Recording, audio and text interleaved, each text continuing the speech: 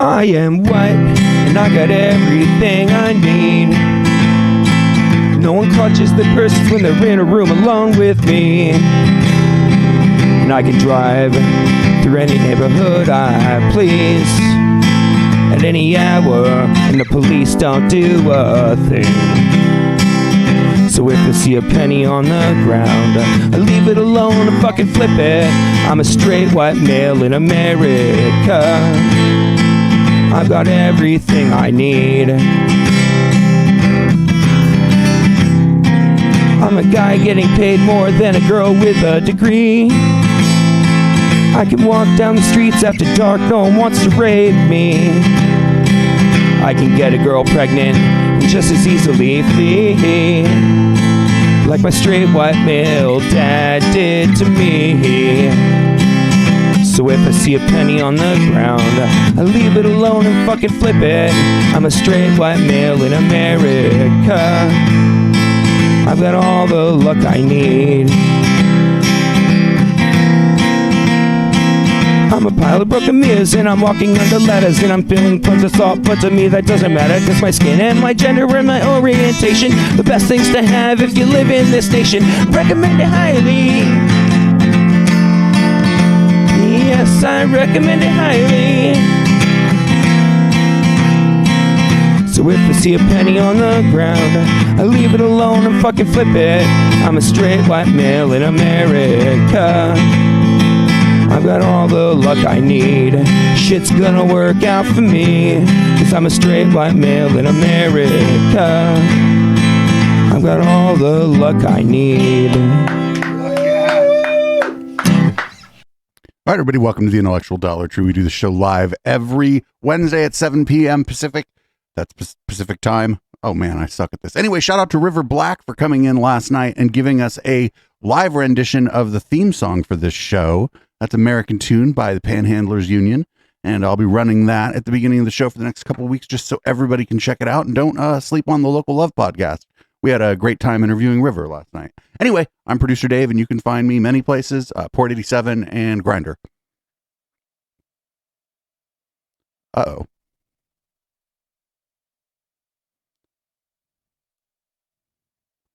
Yeah, I don't have any sound from HK.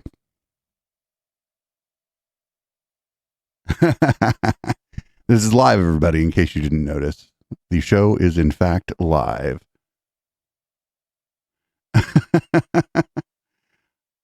I can vamp for a minute. You can find me on Port 87 at Dave. That's port87.social.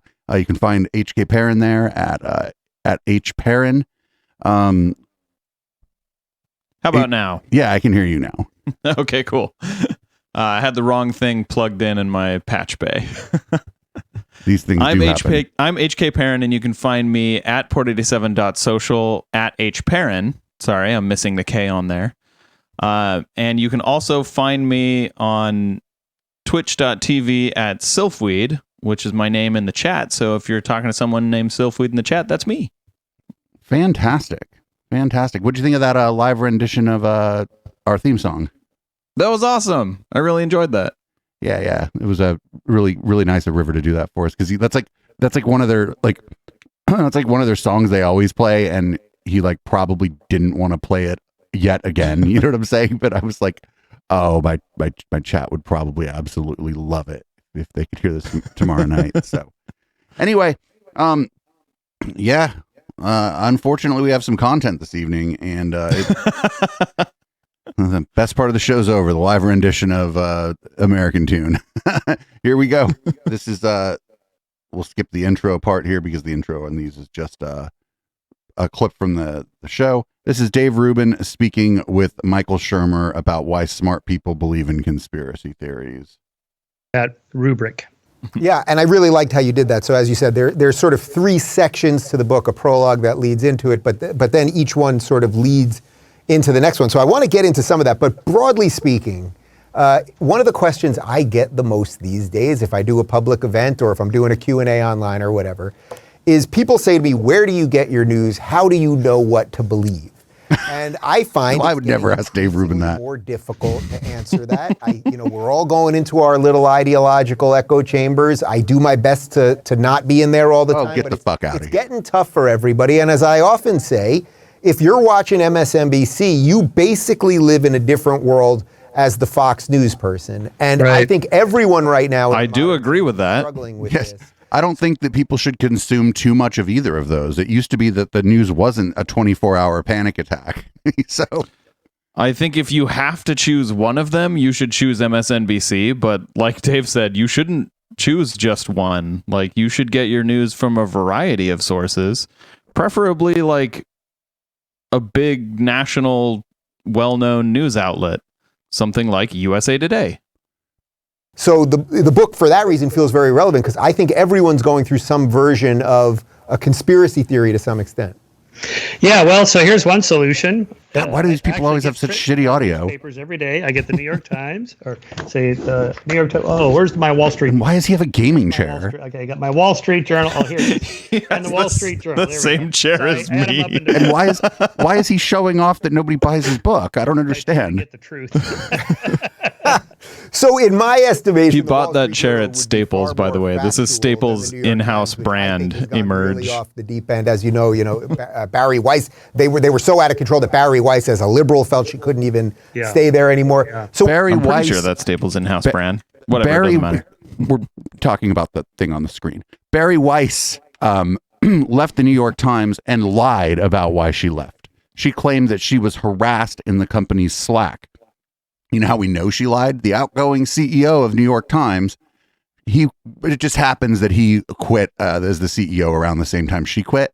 He went on Peter Kafka's show Recode and said that they scoured the Slack and asked her for examples of her being harassed in Slack.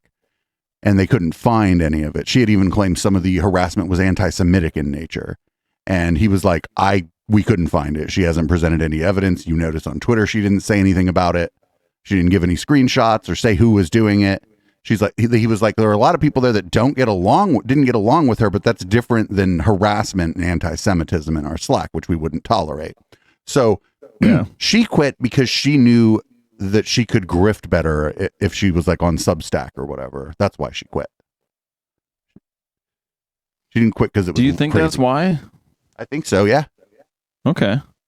Or she quit because people were dunking on her on Twitter all the time, which is not an That's official. probably what I would guess. And I mean, I know it's really, every time I log into Twitter, I'm like, is this the New York Times Slack channel?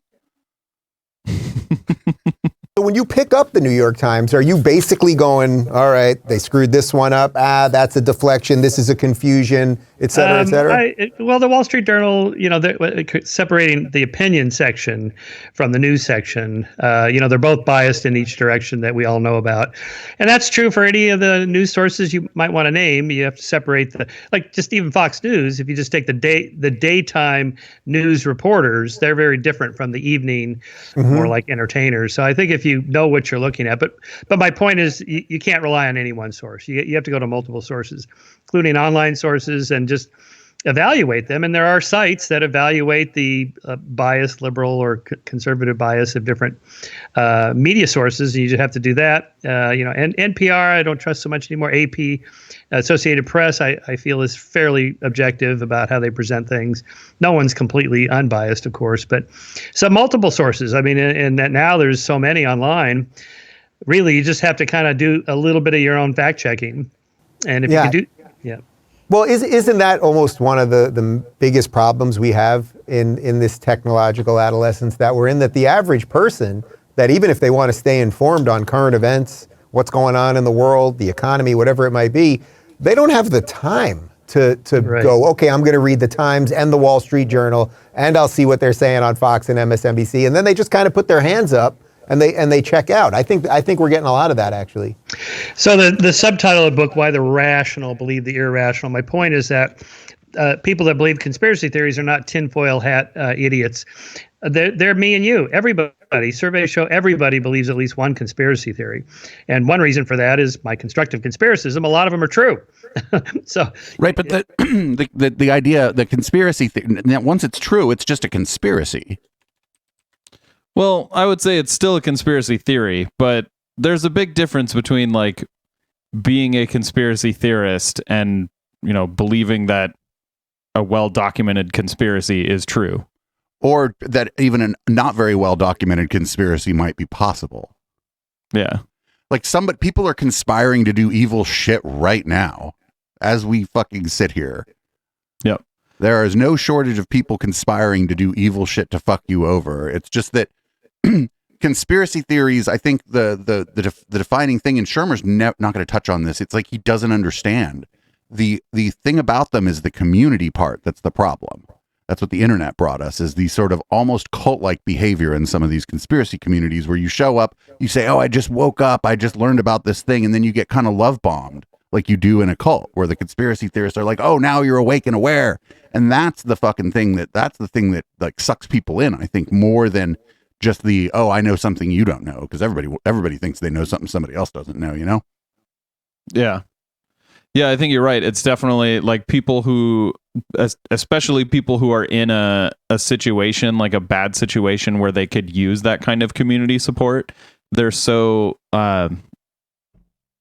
like susceptible to that conspiracy thinking, and the conspiracy theorists will just prey on that when they're trying to recruit more conspiracy theorists. Yeah. And I mean, the people's families like sometimes ostracize them when they start going down the rabbit hole, but like, I don't know, like at some point, what else can you do? You know what I'm saying? If like your uncle always is talking about QAnon or the chemtrails or whatever, you just stop inviting that uncle, because maybe one of your other family members is like an airline mechanic and they're like, that's stupid. And you just don't want to deal with that shit. And the airline mechanic isn't like popping off at the mouth at the dinner table, Yeah, like essentially there is nothing you can do other than to ostracize them. So that is the best It pays solution. to be a little constructively paranoid, just in case. But so for the most part, most people are rational about their daily lives. They get the kids off to school, they hold jobs, they keep gas in the tank and food in the fridge, and they have a social life, and they're just normal about things that they could do something about. Now, if you take some of the big conspiracy theories, like the rigged election, say, of 2020, how would I check that to know what's going on? You have to rely on sources that have the resources and access to fact check things like that. I wouldn't even know who to call in Ohio or Georgia or Arizona to ask, what about that truck that pulled up at 3 a.m, because that grainy video was kind of suspicious, But the idea that he's personally going to call someone to ask about, that's a dumb way. Like, what the fuck is he talking about? Like, I know what he's also trying. Like, you don't need to fact check something that has no evidence. Like, just ask for the evidence, and that's fact checking enough, right? Right. But the thing is, like I think the truck incident he's talking about was like some truck pulled into a voting center. Well, that's the truck pulled into the voting center, but so what? Like, what was in the truck? Maybe votes, maybe other things they need there. Maybe the voting center is no longer going to be the voting center in 2 days, and the truck pulled in with equipment for whoever's renting it next. Who knows? I do believe that since ballots are physical objects that exist in the world, they do need to be transported generally on wheels. Right. You could walk it to the ballot box, but trying to walk all the ballot boxes to the voting center is a bad idea. Yep. Here we rely on people that we should trust, and we have traditionally, maybe not so much anymore. But for me, whatever questions I had were put to rest when Attorney General Bill Barr said, well, we had the entire resources of the Department of Justice, and we looked into it, and we looked here, and we checked that, and so on and so forth, didn't find anything. It's like, okay, well, end of story, as far as I was concerned. Now, it's right. not What do you say? What do you say to the people that will go, well, Bill Barr is just part of the machine that would produce that sort of lie? Because that, of course, okay, what you say to them is that, well, now you've just made the conspiracy bigger by one person. You know what I'm saying? It's like the fallback of the conspiracists is that as soon as like the information is presented that counters their narrative, all of a sudden the source of that information is in on it. Mm-hmm. It's super easy. You just wave it away that way. as you know, you're the expert in this. I mean, conspiracies, they jump from one sort of seeming dead end to a new place. And then a new place and a new place and a new place. So what do you say? Well, what I say is, well, then who do you trust? What is your source? If you don't trust the entire Department of Justice, if you don't trust the Trump-appointed Attorney General or all the Trump-appointed judges in the cases that he brought before the courts, and so on, who would you trust, and why would you trust somebody else if not them? I like quoting Christopher Hitchens when he says, which he got from somebody else, which was that if you hear the Pope say he believes in God today, you think, well, the Pope's doing his job again today. It's what he's supposed to do.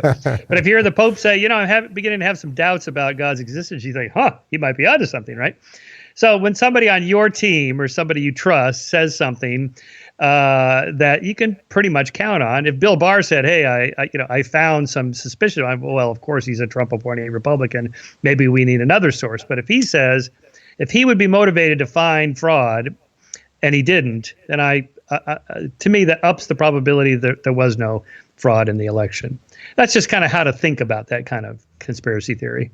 Right. So since we're talking about the election, and I do think so much of what we now talk about related to fake news and this confusion has to do with the election, what would you say about the 4 years that Trump was president, when basically half of the media or all of the mainstream media in essence was saying either he was a Russian plant or that election was illegitimate or stolen. And then the second those people were on the other side, now we have Biden as president, they say... They didn't say the election was stolen.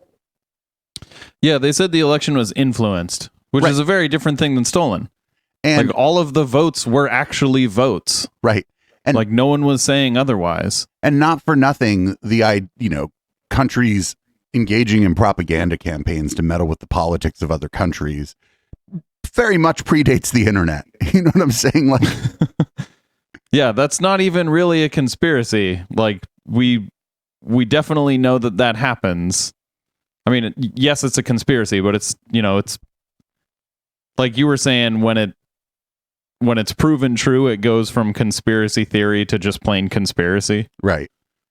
Well, that was pretty conclusively proven that Russia did meddle in the election. Whether they had a big influence, we can't prove. So, right. No one knows. And the other thing, the media was just reporting on what the investigation was finding. Mostly. There were people that went fucking off the hook, like fucking Rachel Maddow just like threw her career away essentially. Russia. Like her show got so bad. But she's like the only one I can think of off the top of my head, because otherwise it was just reporting on what was being leaked from the investigation. And so they're just reporting on what the people doing the investigation were saying. Was it overhyped? Absolutely. But that's what happens when you have 3 24-hour panic attack news channels. I mean, they got to fill the time somehow.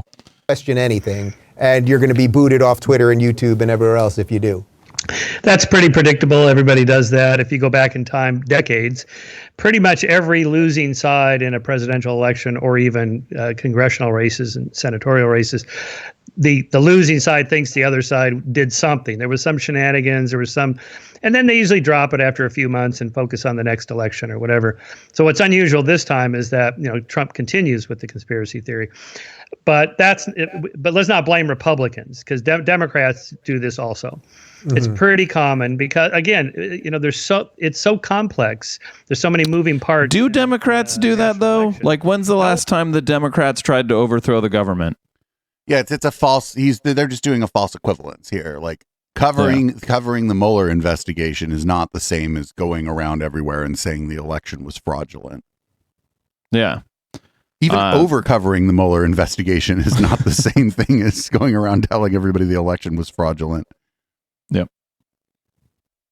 No one has access to all the information. So, there's always going to be some anomalies, and then people go anomaly hunting, as we call it. And then you can always find them no matter what. Again, that blurry video of the truck that pulled up at 3. What is that? Okay, he had a box. Okay. There's always something like that. So we have to, so part of the problem is the lack of trust. We've always had trust in our systems that for the most part, they work pretty well. And so but again, like with Trump, I've been pretty critical of Trump, particularly since in that last year. But pretty much everything else he did was pretty standard Republican stuff. He's lowering taxes, he's helping rich people get richer, he's tightening up the borders, foreign policy, and so on. It's like, that's his job, like the Pope. That's his job. That's what he's supposed to do. So it's only when George H.W. Bush said, read my lips, no new taxes. Then he raised taxes. Like, what? You're a Republican. You're not supposed to do that. I would say, there were a few times in Trump's presidency where he did things that were very much out of character for any president. Right. Like violating the emoluments clause constantly and in public. Or I'm thinking about like during COVID when he was like up on stage telling everybody that hydroxychloroquine worked, even though like all of his science advisors were probably telling him that it doesn't work, and that there's not that it doesn't work, that there's no evidence for the claim that it works. So there were, if he doesn't see it, then he's just high on his own supply of enlightened centrism. And the other thing is, again, and I think we've said this about Shermer, or at least I've said it about Shermer, he's like almost like locked in like the new atheism like phase of thinking about conspiracy theories, right? It's like pre-QAnon, pre-Pizzagate, even before the golden age of chemtrails happened, right? Like his understanding of conspiracy theories is almost 20 years old, it seems like. It seems like he hasn't kind of kept an eye on what these conspiracy movements are doing since, I don't know, 2004 or something. It's just a very kind of antiquated, like guy in a tinfoil hat on the street corner version of conspiracism. And that's not what it is anymore. It's fucking big business is what it is. And Trump, deregulation of the economy, that was pretty standard Republican stuff. And Biden's doing what Democrats do, right? I mean, so, it's not fair to criticize either one as being extremist when most of the policies they're doing is pretty standard. What do you think? I would entirely disagree. Trump is an extremist. Yeah, his rhetoric was just very extreme, whereas Biden's rhetoric tends to be fairly milquetoast. Like even some of his policies were extremist, but I wouldn't say that like all of his policies were extremist. But that's not what it means to be an extremist. Right. You can do just one or two things and that pins you as an extremist. Yeah. What do you think we can do, or not we, I suppose, the whatever mainstream institutions that still exist at this point, and it's hard to tell to what degree they exist anymore, who's watching these things, how much influence do they have, how could they gain back trust? I think in most cases, if you were to take, say, the New York Times or CNN, I don't think there's a way back now. I think they've gone so all in on so much confusion and been so exposed as partisan players that I don't know that they can come back from that. And maybe they shouldn't. I don't know. Well, okay. So, but I'd say Fox News has the same problem. They've kind of dialed into a business model of, ramping up the extremism on their side. I don't know. The Russia, you mentioned, Russian Gate and all that stuff, all those accusations against Trump, most of which did not pan out. Those were conspiracy theories. We think this happened and it turned out the Mueller report and so on. Oh, well, okay. That was kind of a nothing burger. That doesn't help. Right. But it wasn't nothing. At the end, Mueller, I think we talked about this last week, where Mueller kicked it over to Congress and was like, we can't indict a sitting president. Yeah. And there are also like 38 indictments of other people or something. It wasn't nothing. It's just that if it was like either the president gets perp walked, like Mueller goes into the White House by himself and goes in and like wrestles Donald away from Ivanka and fucking puts him in handcuffs and takes him out well, if that's the fucking standard, then yeah, if it was either that or nothing, then I guess sure it was nothing. Yeah. So that if you actually get something, it's like, yeah, well, you cried wolf so many times. Yeah, there were like 10 counts of obstruction of justice that he was like, go ahead, Congress, it's your job to prosecute him. And Congress was like, nah. I mean, he was impeached twice. Not for that. I know. I see it as an erosion of trust across the board. Scientists used to be trusted. The CDC used to be trusted. Teachers, professors, the academy used to be, high in in trust, not anymore. And why the fuck aren't they now? Whose side is it telling you don't trust the CDC? Yeah, it's like a self-fulfilling prophecy, right? Where you spend a lot of your time in one of your missions, especially the IDW. Their big mission was like and Eric and Brett even say it like specifically that they're against these institutions because in their case it's personal grievance because they weren't just handed Nobel prizes, but but like this is a thing of like the conspiracy industrial complex, be it the IDW or Alex Jones or anything in between, really has created this set of circumstances. I trust the CDC. Yeah, I do too. I followed their guidelines. They get most things right, and when they get things wrong, they update the recommendations because, like during COVID, for example, everything was like unfolding pretty quickly, and nobody had really good information at the beginning, and some of the stuff was wrong, but then it just got adjusted to the right thing later. Isn't that what an institution's supposed to do? And there's a reason that at the beginning we were all calling it the novel coronavirus. Because it was new. Yeah, it was brand new. We didn't know anything about it.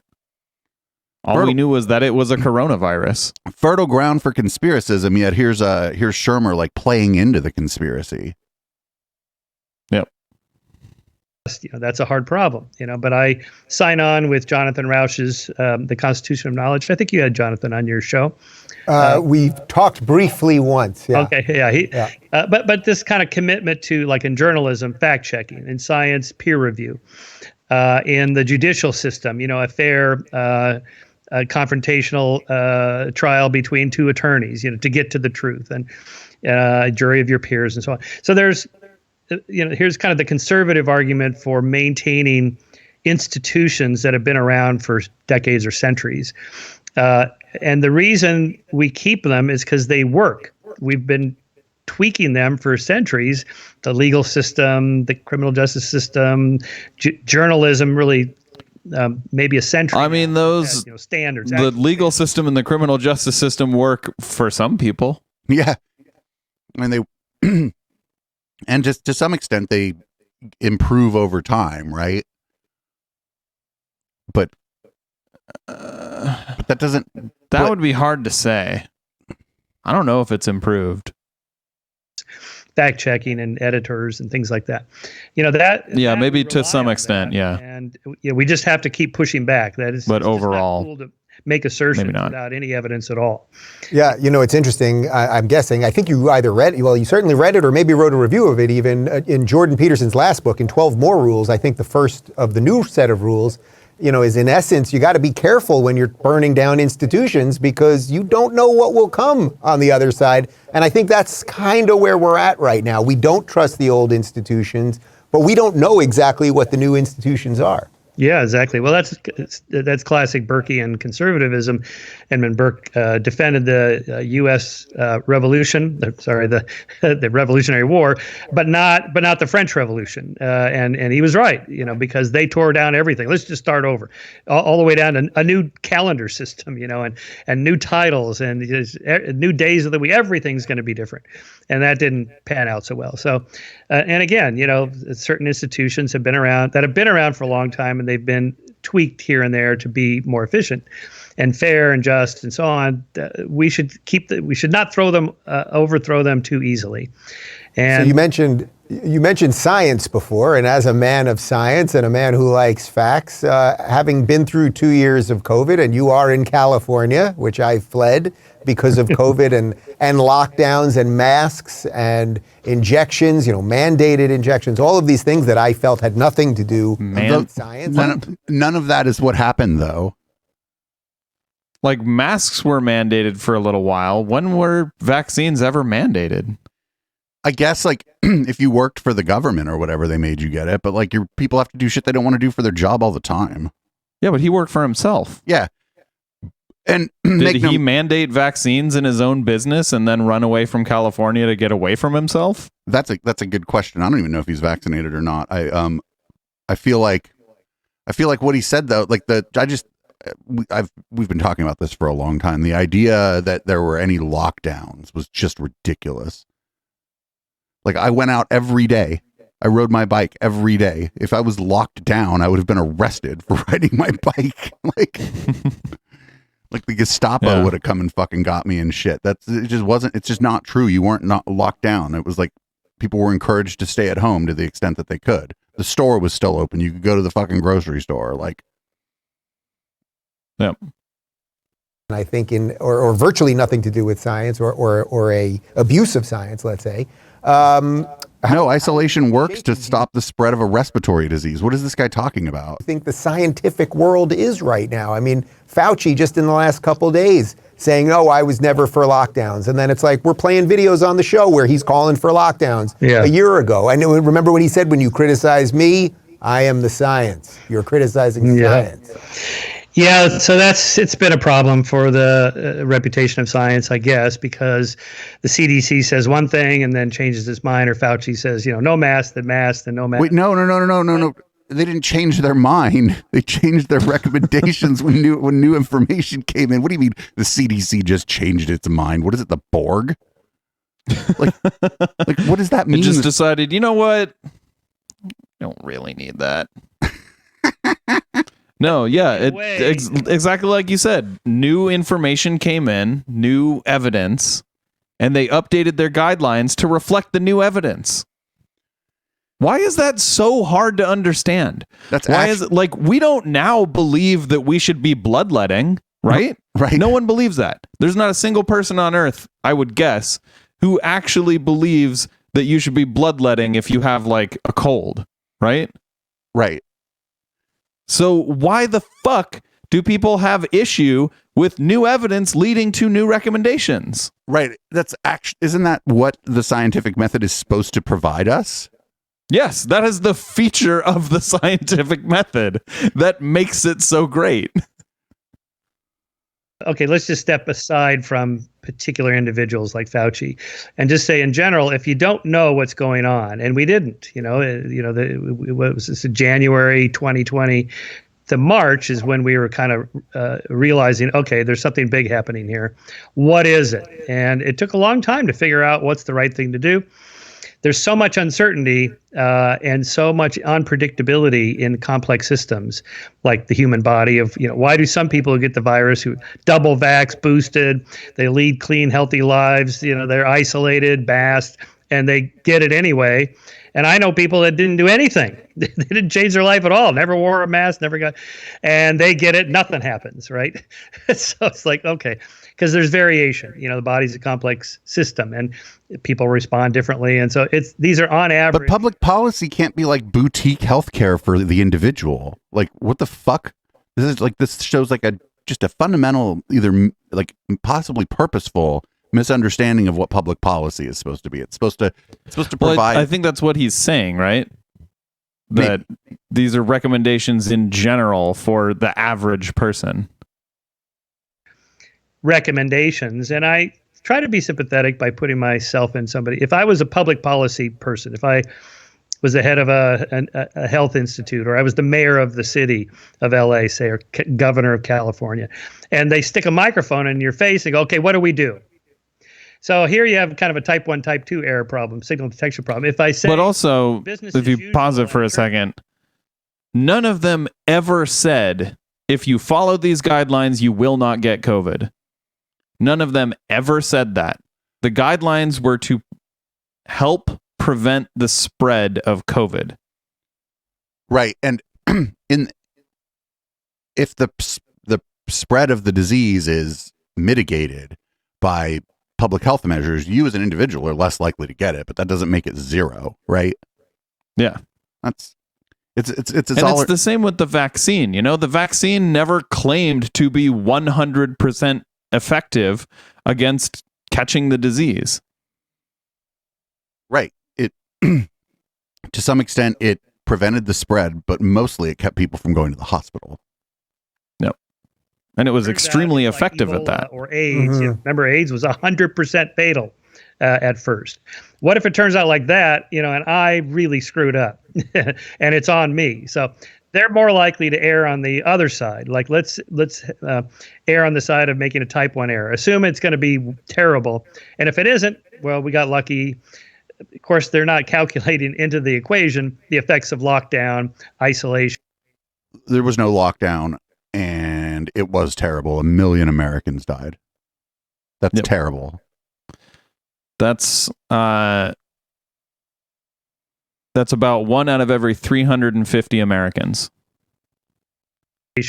Masks, school closes, economic effects, and so on, which I think we're years away from knowing what the full effects will be. So far, it looks like it has damaged our economy and other things. School kids are behind, and social attitudes about youngsters and how they interact with each other. There's some studies coming out now showing, these kids just coming into college now. I have freshmen myself. They're very different than they were a few years ago. It's hard to say what the cause is, but social isolation during COVID might be one. Anyway, those are the kinds. Wait, I'm curious though. How are you seeing that manifested in your students now from say 5 years ago? Super quiet, very, very reticent to say anything. There may be some cancel culture effects there. People, because I bring up abortion, like we just did an issue on abortion. So, pro-life, pro-choice. All right, kids, let's talk about it. And they're like, hey, wow. I mean, that's a pretty touchy subject for a lot of people. Why is that surprising? And maybe what's his class supposed to be about? Like, is his, like, they were like, I think he teaches a class like on critical thinking or something, right? And so like, they're like, oh, I thought we came in here because the guy who runs Skeptic magazine was going to teach us a class on critical thinking, and now he's asking us our opinion on abortion. Maybe they're like, huh? Yeah, they might be shocked. They might be like, what the fuck is going on here? How can you not have an opinion on and you're at Chapman, which is a great defender of free speech. I mean, one of the few universities that is.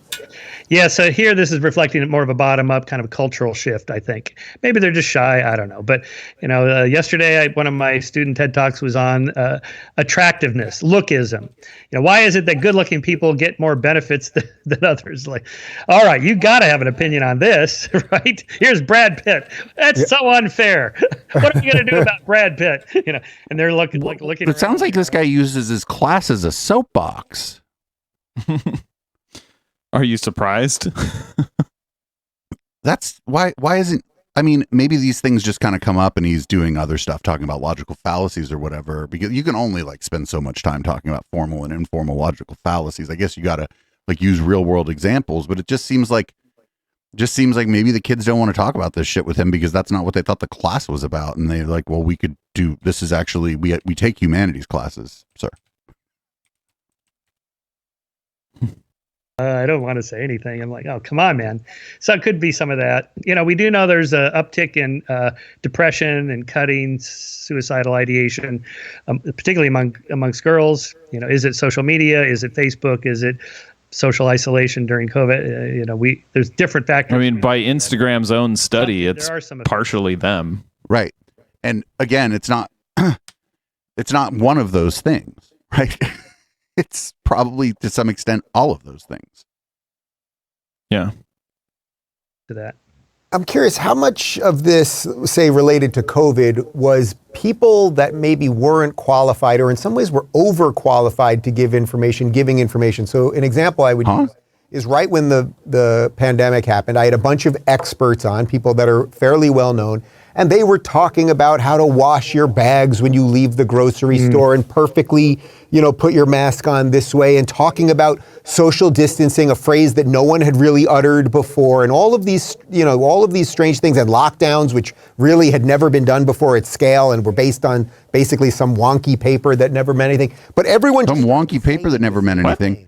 It had never been done. Does this guy not know like that these same measures were implemented during the flu of 1913? That many of these same measures were 1918, I think it was. Yeah. In the early 1900s, a lot of these same measures were implemented. It's just there was no internet, and there weren't a bunch of talking heads telling you that this was stupid or whatever. Right? Yeah. Those same measures also were implemented during MERS and SARS in the earlier 2000s, maybe not in the United States, but in the places where those things were spreading very rapidly, those measures were taken. And that's why we knew that they were effective. Right. Then when we find out it doesn't work, everyone just looks at the expert class and goes, and I'm not talking about the Faucis or even the CDCs, I'm just talking about the general people who are the tastemakers. I mean, it pretty clearly does work because there was a study recently about the difference in localities that were heavily in favor of Trump versus localities that were heavily in favor of Biden during this time, where it correlated very well, like being in a locality that favored Trump correlated very well with not having any lockdown measures and also not obeying them if you did. And the death rate in those regions were much higher than the death rate in regions that were in favor of Biden, where they did have more restrictive measures and they did follow them. Right. For example, Santa Clara County was one of the first to do a stay at home thing, right? And Santa Clara County actually did pretty well as far as COVID versus other counties, and even other counties where they did a stay at home thing where they waited longer, they didn't do as well. San Francisco, someone in the chat is saying, also did very well with COVID, and that's a dense fucking place. Yep. So Dave Rubin is just really, really incredibly wrong right here, which is par for the course for him. Us all terribly.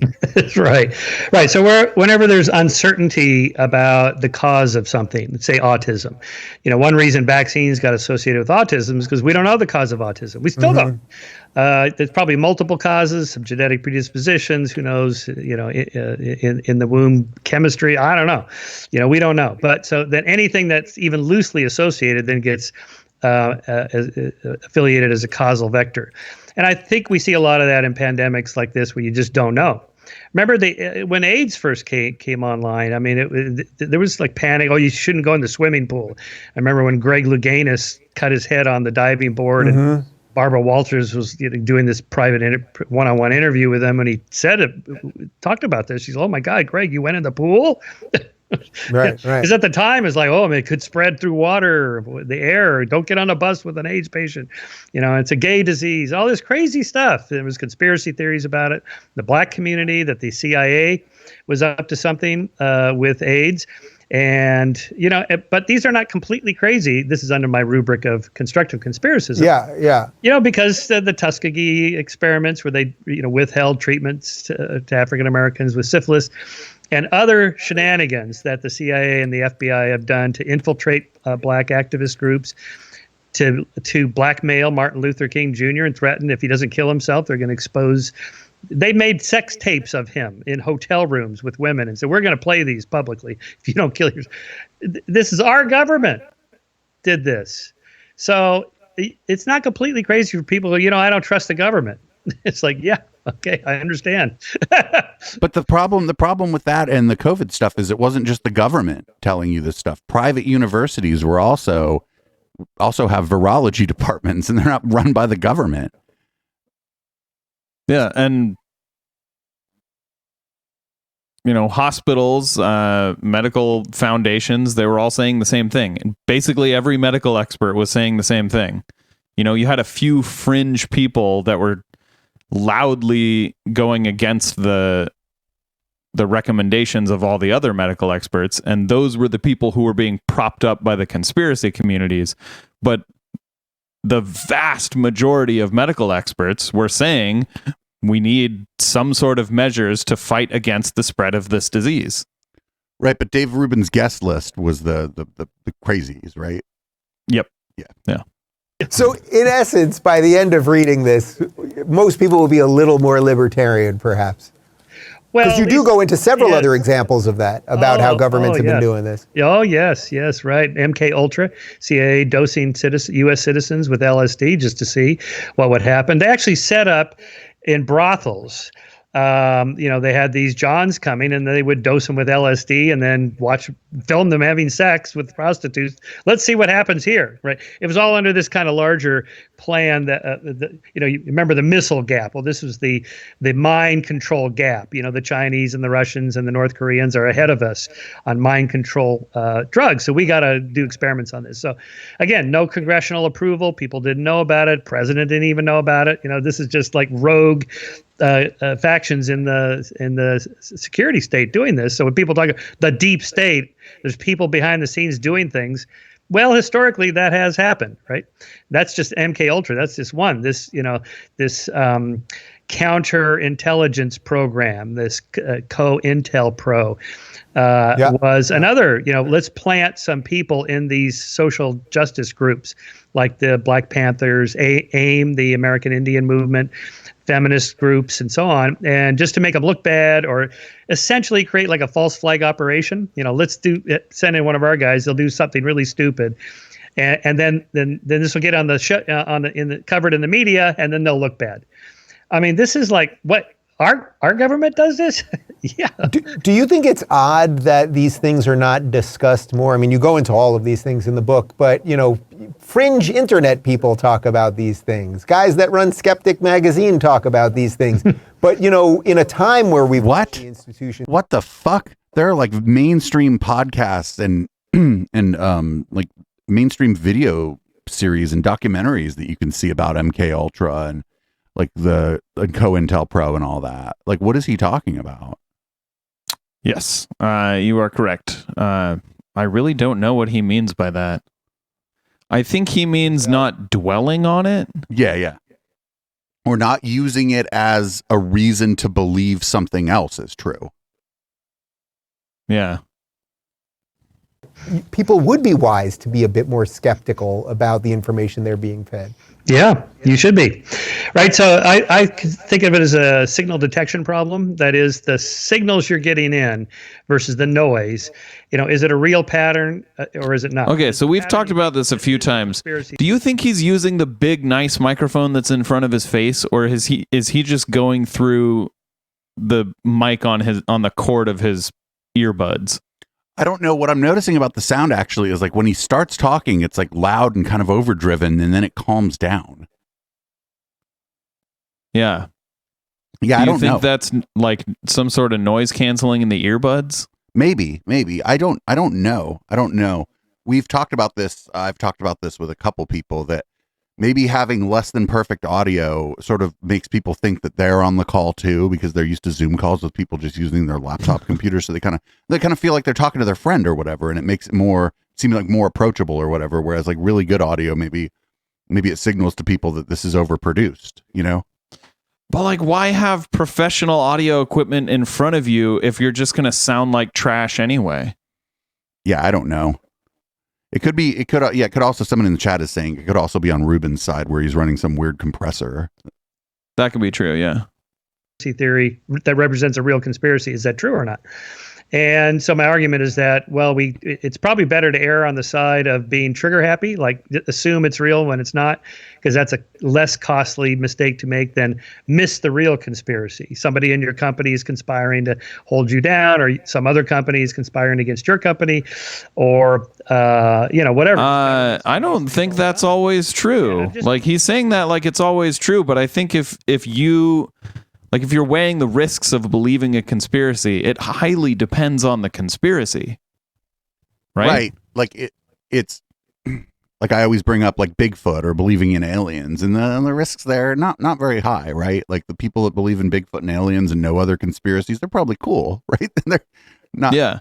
But if you believe that like your doctor is going to kill you if you go in and get your foot examined when your foot's all broken and bleeding, like that conspiracy belief is going to harm you.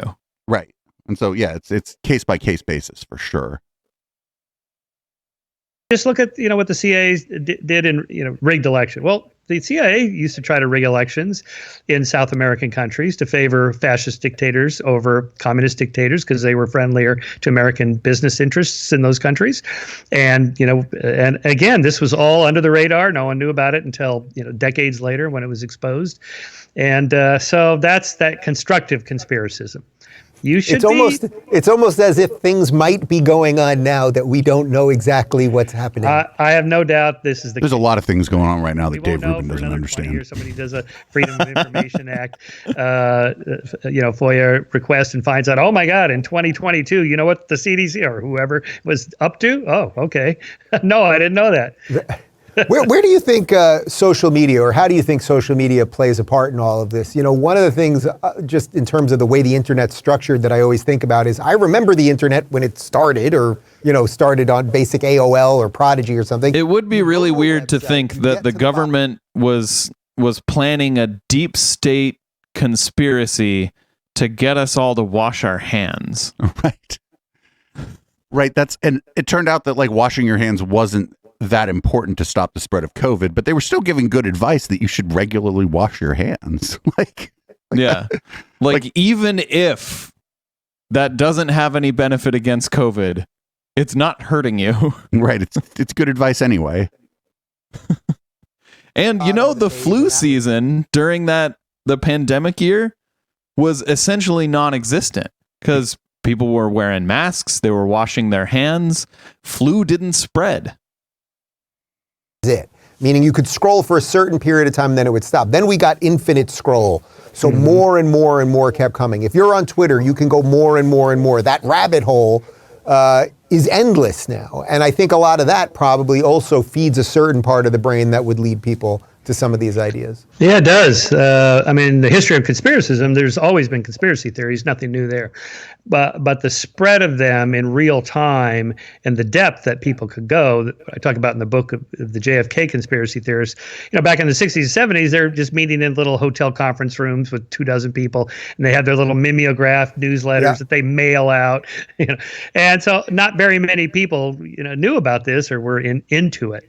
Now you can reach, millions of people instantly in real time. And so the spread is more rapid. The kind of going down the rabbit hole, the siloing off of people into these communities that it's hard to penetrate. That's the harder part. Is it, do you think, also easier to debunk some of these things because of the speed of information? Just as fast as it can spread, it can also be debunked that much more quickly? Yeah, to me, that's the only solution, is that because I'm not in favor of censorship. What's that saying? The fucking lie travels the earth before the truth ties its shoes. Is that the saying? Yep. The lie travels the earth before the truth gets out of bed or something. Yeah, something like that. Yeah. But yeah, the thing is, Facebook is their algorithm rewards things that make you angry. So a conspiracy theory is going to make you angry. A lie is going to make you angry. But the truth about it is going to make you go, oh, okay. And you're not going to share it. You're not going to share the truth. So the algorithm rewards things that cause people to share things and like things and comment on it. Oh, I'm so upset about this. Yeah. And, it's in their business interest to do that. So that's, easy enough to figure out. This is very, this conversation is frustrating too, because Dave Rubin is a peddler of conspiracy theories. Yep. Social media, because they said the wrong thing. This doesn't help for two reasons. One, you might be wrong, and that guy that you just kicked off, he might be right. No one's omniscient. How do you know?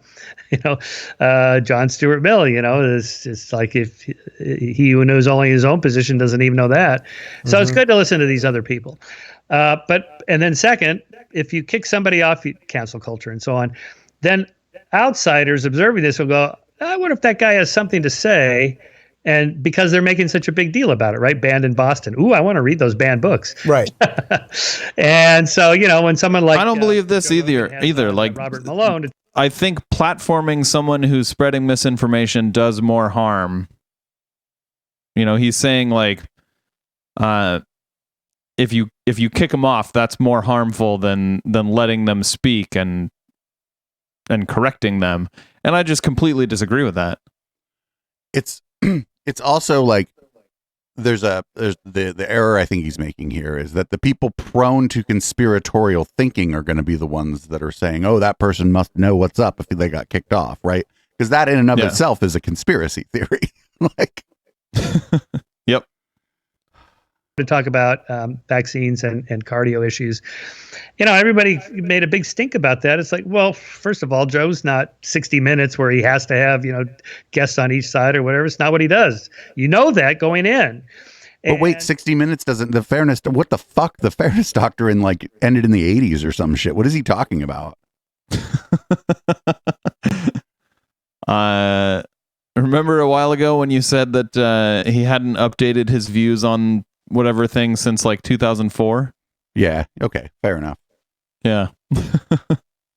And so, but if you make a big deal about it, now everyone wants to know, well, who is this Robert Malone guy? And what is his argument? Because no one seems to debunk it. They just say, oh, it was bad, he had him on. Well, okay, what is the problem? Nobody seems to debunk it. Where, Shermer? On the Joe Rogan show? Yeah, nobody goes on there to debunk it. A lot of people offer. Joe Rogan just doesn't accept. And the one person he had on was Sanjay Gupta, but Sanjay Gupta seemed very unprepared for the conspiratorial thinking that was going to be presented to him. They didn't have somebody from science-based medicine or something on there who those people are not only, subject matter experts, but they're also they study conspiracism and they debunk conspiracy theories on their website, medical conspiracy theories primarily. So it's people did debunk. We debunked Robert Malone's claim that he himself invented mRNA. We debunked it right on this show. The chat did it. It was late one night and chat was like, he was on a team that did some research, but it seems like these two people are mostly responsible for the mRNA vaccine technology that we see coming out today. And again, that was probably wrong too, because those two people were just heading up a team or two different teams that were working together. Probably hundreds of people, thousands of people. So yep. Somebody should say, here's the argument and here's the response. And what's so interesting about that is, if you remember, so he has Dr. Malone on, who had, I think, if I'm not mistaken, more patents on mRNA technology than anybody. I mean, it's not like this guy's a kook, right? He's a he kook. has him on. The media goes crazy about it because he's talking about ivermectin and all of these things. And then you remember what happened about 4 days later, where suddenly we had a week of Joe Rogan saying the N-word, and should Joe Rogan be deplatformed off Spotify and everywhere else? And that, I think, led people to believe, I don't even know that this is a conspiracy theory, but that there was some sort of coordinated attack by the corporate press on Rogan, like he was becoming too influential. So it behooved CNN to push these, Joe Rogan's a racist stories, because he's... But it wasn't CNN doing that. It was conspiracy researchers that were trying to take him down with that stuff. It was people on Twitter, people on the Dystopia beat. It wasn't CNN doing that. They may have brought it up because it was bubbling up on Twitter, but there wasn't CNN doing that. And this is a conspiracy theory again. He's just positing a conspiracy theory, and Shermer's not like, hey, I think what you're positing is a conspiracy theory. Isn't Shermer supposed to be the expert on conspiracy theories on this show? He's clearly not. I'm more of an expert, I think, on conspiracy theories in the modern day. But I mean on this episode of the Rubin Report. Yes, he's the expert. I mean, I don't have the documents from Zucker at CNN, but it feels like something that's kind of there. I suspect that's not a top-down conspiracy like we think of a conspiracy theory of, the Illuminati or somebody cigarette-smoking people behind closed doors are calling the shots. And the reason I'm skeptical of most of those theories is because the world is too complex. There's too much randomness. There's too much chaos from the bottom up, and no one can control it. No one's in control. This is part of my theory, is that it's one thing to be a little afraid or anxious about there's some cabal going on of 12 people called the Illuminati running the world and doing a crappy job of it. But it's quite another to think, actually, nobody's in control. right? No one can explain the economy, why wars break. I mean, I don't think Putin even knows if he's going to use tactical nukes or not, let alone Biden or our Defense Department. Or I don't think anybody knows. It's just impossible to know. So Do you I think, view that as, is that scarier or more comforting if nobody's in control? I like it because I'm kind of libertarian in my personal attitudes, and it's okay with me. But people that prefer a structured hierarchical worldview that's predictable, they're not. And they tend to be more conspiratorial in their thinking, a little more paranoid, a little more suspicious that there's things going on. And again, things do go on. So how do you know? Well, my little test is, the more people that have to be involved in the conspiracy, the less likely the theory is true. The more components that have to come together just at the right time in the right place, again, it's probably not likely if a lot of things have to happen because, again, chance, chaos, contingency, accidents, people just don't do what they're supposed to do. I remember that when my first book came out, I went on G. Gordon Liddy's radio show in Washington, D.C., why people believe weird things. So, and I discussed conspiracies a little bit in there, and he asked me about it, and I said, well, you're the expert. You're Mr. Watergate. And he says, well, actually, most conspiracies are a bunch of baloney. Conspiracy theories are because people can't keep their mouth shut, and most people are incompetent. And, so this is like 9/11 truth. The Bush administration was in on 9/11. Let it happen on purpose, lie up, or made it happen on purpose, my up. Well, in fact, negative evidence, WikiLeaks, millions of classified documents, not one document about 9/11, or we know they're coming, or we're going to let it happen, or, planting explosive, nothing, right? So that tells me if it was an inside job, and these were classified documents, we would predict that there should be some leakage there. There isn't. Because most conspiracies, we do find out about them, right? Lincoln was assassinated by conspiracy. We knew within hours who did it. Same thing with Kennedy. I mean, Oswald was discovered within an hour. They had him at that theater.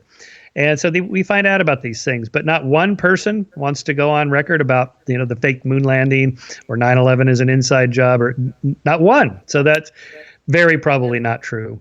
What would you say about something like the Hunter Biden laptop story where, New York... Was Kennedy's assassination a conspiracy, though? Like, do we know that? I think there were, I don't know. I don't remember if there were other people helping him plan. I don't recall. Yeah, like we know who shot him, but I thought it was not known whether he was working with anyone else. Like speculated, but not known. So here we're going to go with the Hunter Biden laptop story. I love this because I've asked people to explain it to me, and no one can even explain the conspiracy theory to me. That's why I know it's not Russian propaganda.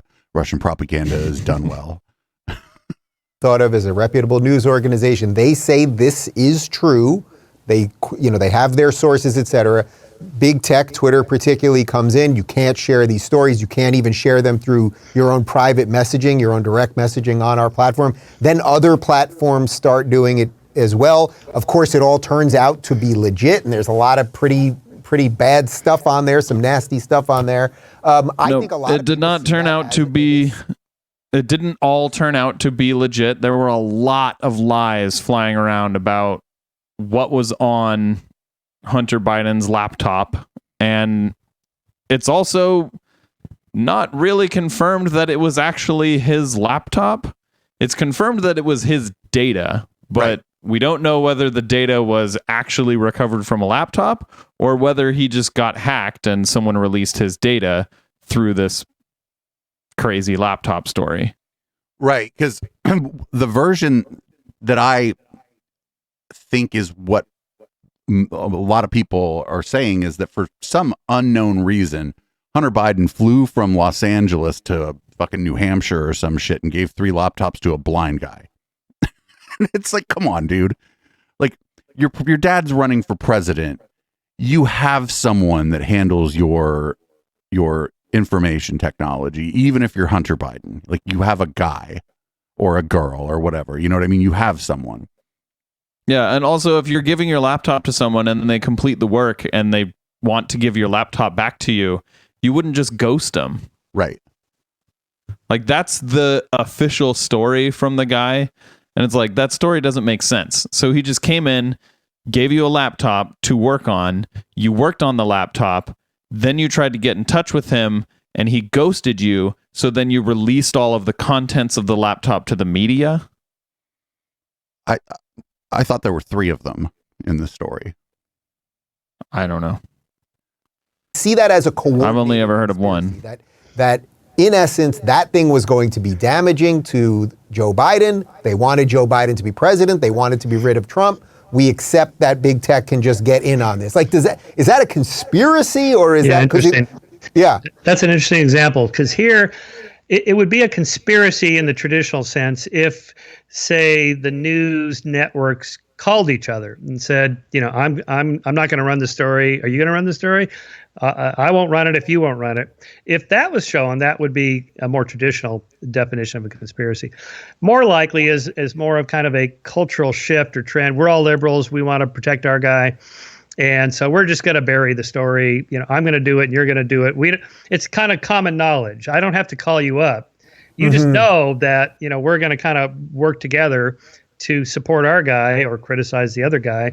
That's more normal. That happens, I think, a lot without the concerted top-down, private phone calls kind of messaging to coordinate the effort. That would be my suspicion for that one. When Alex Jones was banned after, was he banned after Sandy Hook or was he banned after? It was. Yeah, it was after Sandy Hook for sure. Well, I know it was after Sandy Hook. I don't remember if that was like the full impetus for it. But whenever he got banned by everybody within a day or so, I actually had Peter Thiel on my show the next day, and I asked him privately. He has since said it publicly. I said, "Well, what do you think happened here? Did they all coordinate?" And he said, "I think you'll appreciate this." He said actually what he thought was, well, once one of them did it, once I think Twitter did it first. Then it was just the signal to everybody else. Just go ahead and do it. Like now, we took the hit, we did it. So it's not. My take on this, by the way, is that Twitter only did it when Alex Jones started. Like when Jack Dorsey was going to speak to Congress, Alex Jones harassed Jack Dorsey in person, and then then not long after that, Twitter banned Alex Jones. So. It's like when your chickens, these are just human beings that run these places. And if this guy's harassing the head of your company when he has to go to testify for Congress, I mean, if you had a mind to ban him anyway because of his other behavior, then that's just the straw that breaks the camel's back, I thought YouTube banned Alex Jones first. Don't remember. I think it was probably Apple Podcasts that banned him first. But I don't remember. I don't recall. But I just know that very, very shortly after Alex Jones harassed Jack Dorsey in person in Washington, D.C., he got kicked off of Twitter. Coordinated phone call conspiracy that you're talking about. But it's some other level related to fear and manipulation and how we all operate, I suppose. But regarding the laptop story, I think a lot of these companies probably didn't want to get blamed for like swinging the election with misinformation. Right, because, and not for nothing, the version of the story that came out in the Post was the version with the Hunter Biden flying to this guy and giving him the physical laptops. And I don't think that happened. Yeah, I'm not sure that happened either. It's a pretty far-fetched story, and there's not a whole lot of evidence to support it. Again, if you're from that kind of a powerful family and your pops is running for president, you don't just drop your electronics off at a laptop repair shop. You just don't. No. There are people in like family friends maybe that you've known forever who handle your electronics. His laptop would probably be encrypted, right? Like, yeah. For doping or some horrible thing they did, and Nike drops him, and then within an hour everybody else drops him. Yeah. Now I don't think Nike called any of the other companies and said you got to drop the guy. They all look around and go, well, we better go, what everybody, the big guy's doing, and show our support for or a criticism of this athlete or whatever it is. So part two of the way you lay out the book is how to determine which conspiracies are real. So we're sort of bouncing around a lot of that in the political sense. What about in let's get away from politics for a second, just every other sense? There's aliens and Area 51 and all the other stuff that how do you figure out what's real? You know, somebody visited you at night and they're always pronging people and all that stuff. Yeah, right. So some of the criteria I mentioned already, you know, how many people have to be involved, how many elements have to come together at just the right moment, how conspiracies really unfold. I went into detail in that chapter on what triggered the First World War, which was a group of Serbian nationalists called the Black Hand who conspired to assassinate Franz Ferdinand, the heir apparent of the Austro-Hungarian Empire, who was leaning on Serbia to control them and so on. So this was a cabal for sure. They met in secret. They plotted for months. You know, each of the 7 guys had to go to a certain house and give the code word, and then they get the weapon, a pistol or a hand grenade, and so on. And you know, one guy he went to the wrong house. Another guy chickened out. Somebody else, you know, got the weapon but went to the wrong place on the parade route where he was supposed to stand. And then finally, some guy actually was able to pull the pin on the grenade and throw it, but it bounced off the Archduke's back of his car, rolled under the car behind him and blew up there. And so these people got hurt. Oh no. And then the car zooms off and he goes off to his little meeting, gives a speech, says, "Thanks a lot. I come here to Sarajevo and you guys throw bombs at me." And then he leaves and then said, "Hey, we better go back to the hospital and check on our comrades." So the driver goes back down the same road that they were at, and he turns right on the Alpel Quay, the main drag there, where the last conspirator, this Gabriel Princip, was sitting there despondent, eating a sandwich from this deli, and he's got his pistol in his pocket, and he's like, "Well, that was a big fuck up. Nothing happened." And then all of a sudden, here comes the car. And the car makes a wrong turn, and there was no reverse in it, so the driver puts it in neutral and just backs up at like 1 mile an hour right in front of this Gabriel Princip. He's like, "Oh my God, bam, dead." That's how these things normally go, right? You know, I mean, Nixon with the you know, the G-men and the FBI couldn't even break into the Democratic Hotel at Watergate, right? Right. I mean, again, if those guys can't do it, and by my example, that's how things usually go. The more complex it has to be, the less likely the theory is true. 9/11 true, impossible. I mean, first of all, you'd have to have hundreds of people involved to break through the drywall of the World Trade Center building rooms to get into the structural beams and wrap them in these explosive devices, you know, which is how it's done. You know, they abandoned buildings that they demolished, they have to break them apart and put the explosive devices in there. Nobody saw that. How did, you know? Oh, they operated under the pretense of being elevator repair. It's like, I mean, now you're just hand waving. You know, it's just crazy. And not one. It would be a lot easier just to fly a plane into the building. I knew somebody. I was dating this guy, and he told me all about the 9/11. Oh my God, I got to have a book. I have a book out about. You know, nobody, you know, has come forth. Very, very unlikely. As opposed to 19 members of Al Qaeda with box cutters. See, so there's kind of a disparate effect between cause and effect. You know.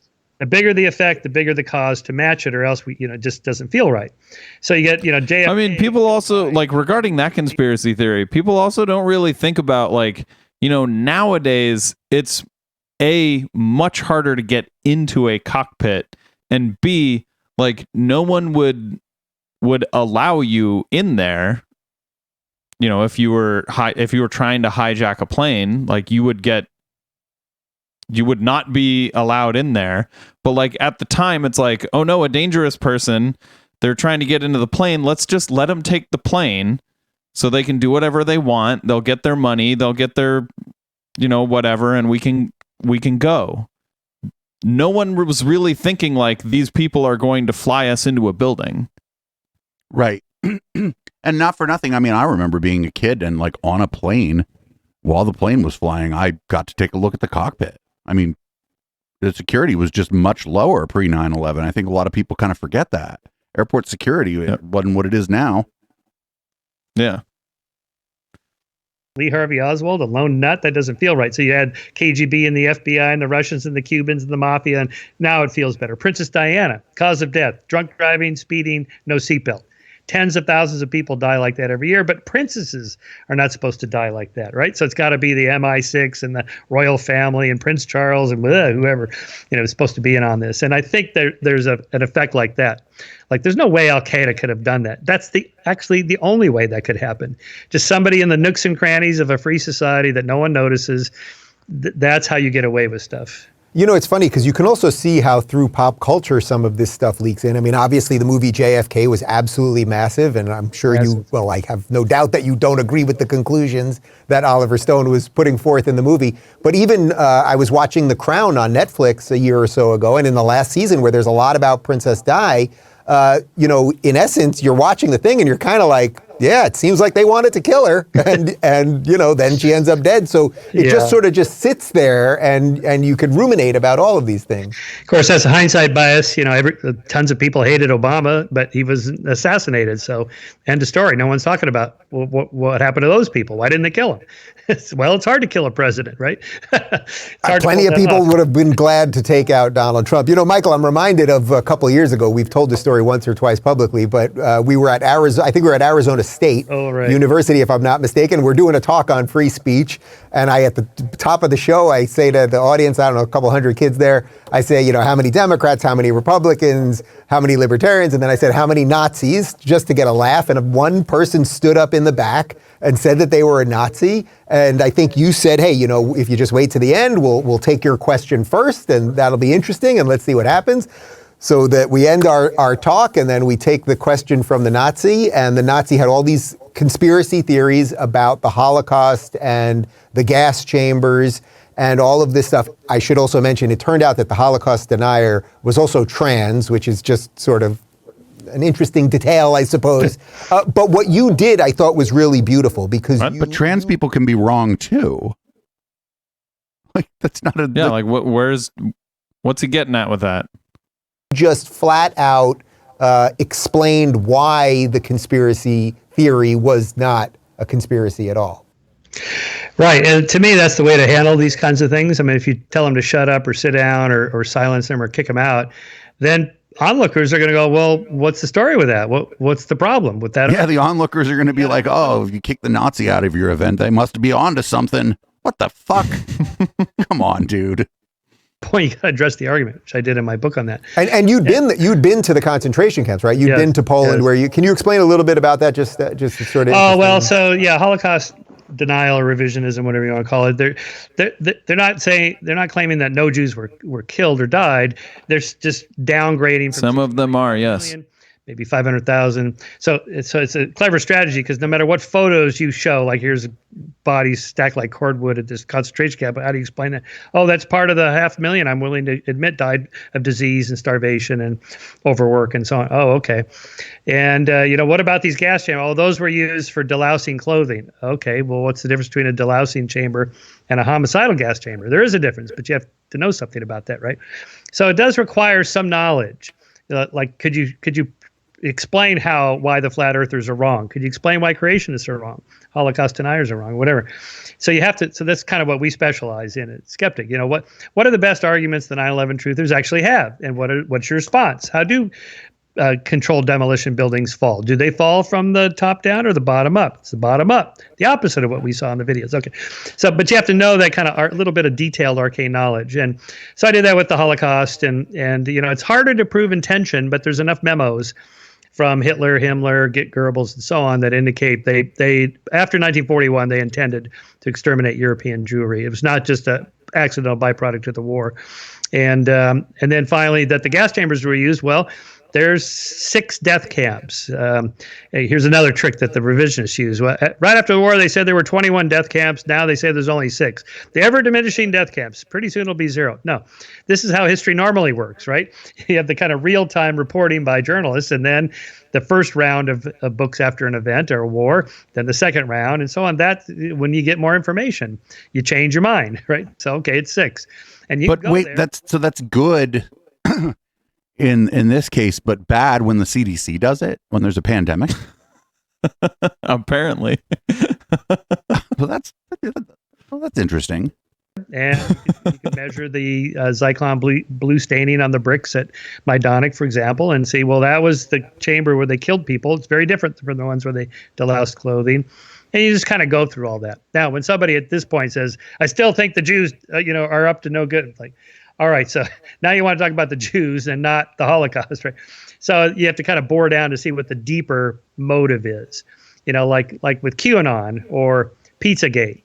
there's no possible way somebody could really believe that, except that one guy, Edgar Welch, who went there with a gun to that comment. Wait, what do you mean there's no way that people literally, that it spread like wildfire on the internet because people believed it? Yes, many people actually believe that.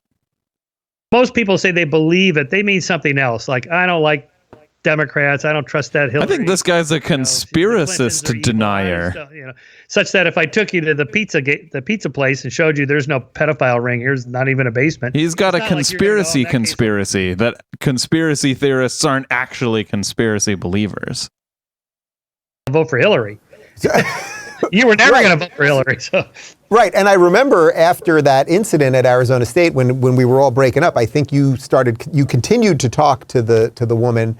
And in essence, I asked you after, well, do you think you convinced her of anything? And you basically were like, no, that's not really how it works, because the deprogramming, no matter how much you offer, in some ways is almost impossible to get to. Which I think is sort of what part 3 of the book is about. That's right. Yeah, all you're going to do is plant a seed of doubt. Like, how did you get that idea? Where did it come from? What was the source? What's the quality of the evidence? How do you know that's true versus some other hypothesis? What it would take to change your mind, and so on. It's like cult deprogramming. Back in the 90s, they were, doing this, kidnapping the person from the cult and locking them up in a hotel room and showing them videos or whatever. It didn't work. Because that's not how it works. The people, no one joins a cult. They join a group that they think is a good thing, right? And then, months or years later, they're down the rabbit hole and they didn't even realize how extreme they got. So it's not going to happen overnight. You just have to plant a little seed, like, interesting. Yeah, I heard that. I did wonder, though. I call the Columbo thing. I have just one more question. The Detective Columbo. Yeah. I'm about to leave, but I just thought of one more thing I was going to ask you. And you have to wear a brown trench coat when you're doing that, or a tan trench coat. Turn around and say it. Right. I'm curious, do you have a certain degree of sympathy, as you're writing a book like this, a certain degree of sympathy for the people that fall into these traps? Because, if you look, again, if we bring it back to the news, if you look at the way the mainstream media for a year said that Brett Kavanaugh is a serial rapist, that wasn't the claim. Kyle Rittenhouse is a white supremacist, turned out not to be true. Jussie Smollett was going to be lynched or got attacked by those two guys, turned out he hired them. Donald Trump, very fine people on both sides. Yes, the sentence after was, I completely condemn white supremacists. All of these things that lead, I think, that wasn't a the certain sentence. set of good people to perhaps come to wrong conclusions, but I'm not even going to say that always. I think in some ways they then come to the right conclusion. But I always say I have sympathy for the people that are just like, yeah, these people are lying to us about so much. Mm-hmm. What else do you expect from us? Yeah, exactly. So that's why journalism has to stick to this strict ethic of fact checking and double fact checking and multiple sources and so on. And they don't do that if it fits a particular narrative. Of course, we're highlighting the big stories they got wrong. Most of the stories they get right that are not that big or important. We fly under the radar. So the actual quote is, you had some very bad people in that group, but you also had people that were very fine people on both sides. You had people in that group. There were people in that rally, and I looked the night before. If you look, there were people protesting very quietly the taking down of the statue of Robert E. Lee. I'm sure in that group there were some bad ones. The following day, it looked like they had some rough, bad people, neo-Nazis, white nationalists, whoever you want to call them. But you had a lot of people in that group that were there to innocently protest and very legally protest. Well, that sounds like Donald Trump. So most journalists, most of the time, are just doing their job. Whatever you want to call them.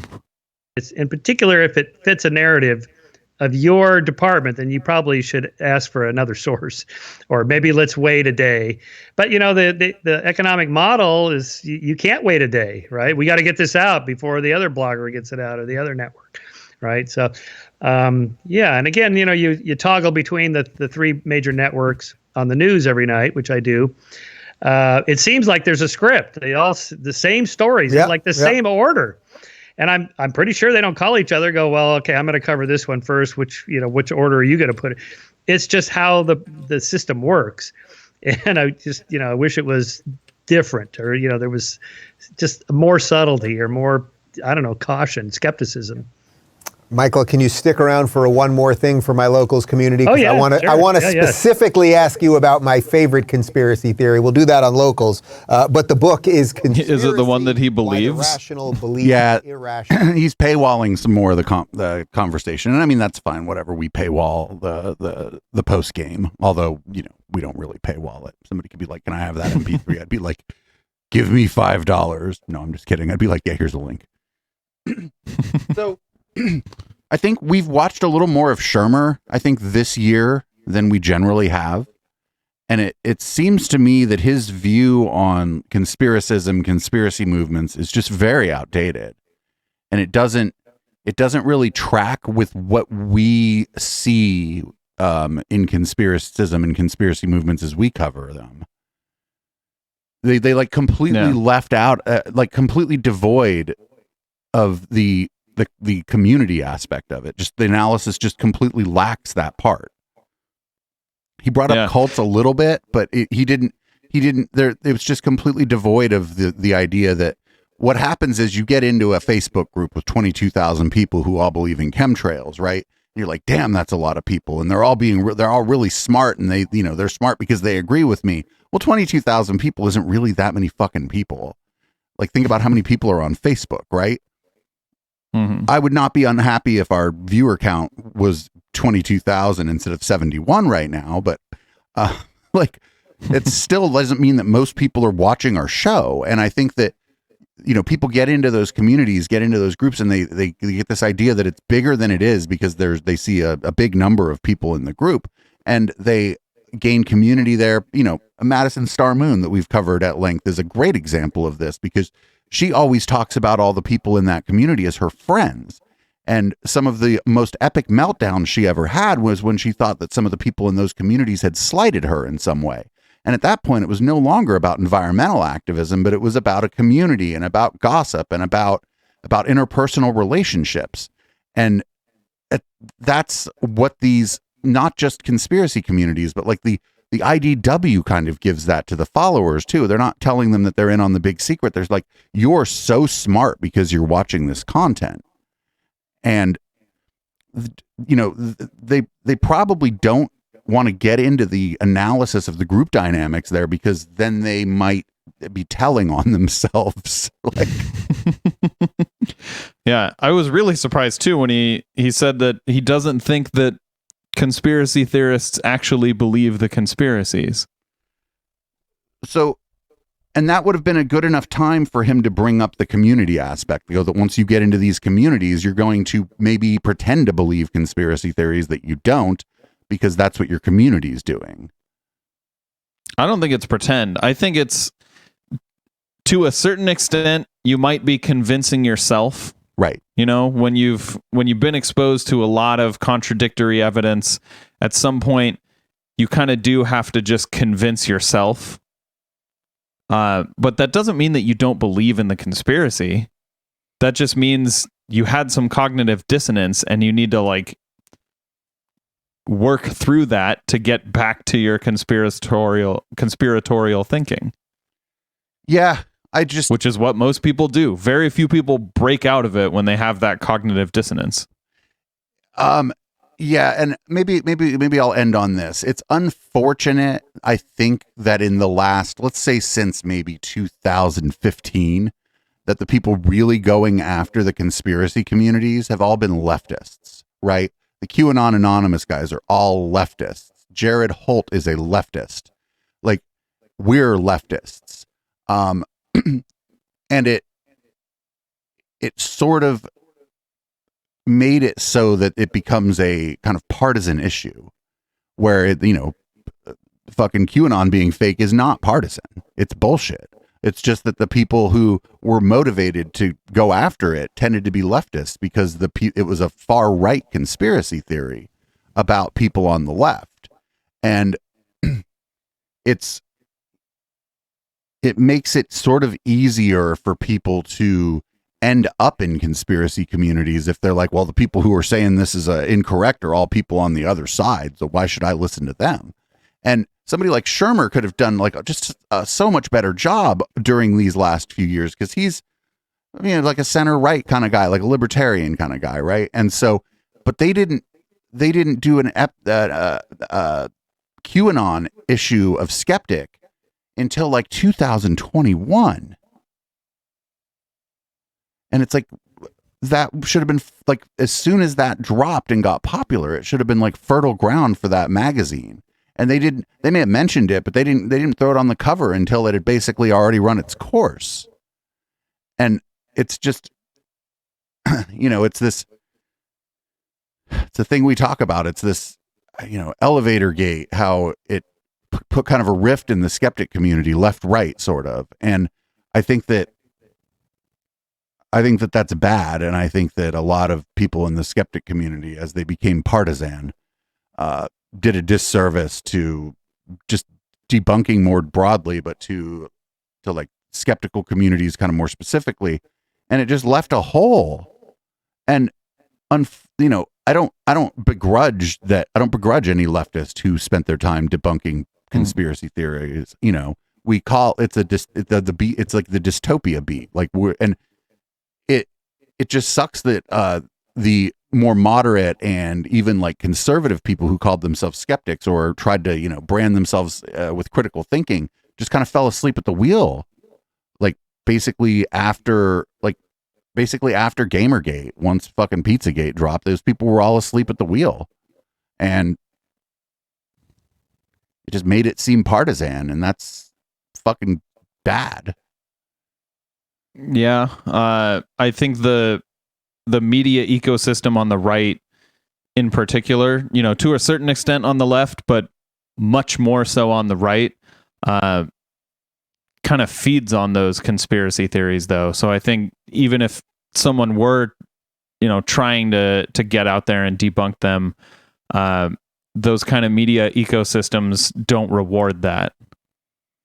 Yeah, but I just think that, like I said, that example of Skeptic magazine not putting a Q on the cover of their fucking magazine until like 2021 is just like the most glaring example. Stunning. It's stunning to me. It was stunning to me. And then, if you remember a very early episode, Brett Weinstein referred to QAnon as an argument. You recall? So it's like, yep. And he tried very hard to not say conspiracy theory or just batshittery or whatever. So it just sucks. And, that's the way that it goes. But shout out to everybody who did the work. It's hard work. It's covering conspiracism is probably bad for your mental health. And it makes it hard for you to talk to regular people at a dinner party because your brain is polluted with fucking whatever's coming out of the back of a jet. And it's just bad news. But everybody, thanks so much for listening again to the Intellectual Dollar Tree. Thanks, Justin, for the raid earlier. That's Tigwork. Thank you for following. If you're listening to the podcast, we have a lively community that hangs out in the chat during, and you might want to check out the show on YouTube. You can kind of see what the chat is talking about during the show. This is Boomers by Periscope. I gots to get a drink and change the color of the light in this room, and we're gonna do more things about more insufferable people when we get back.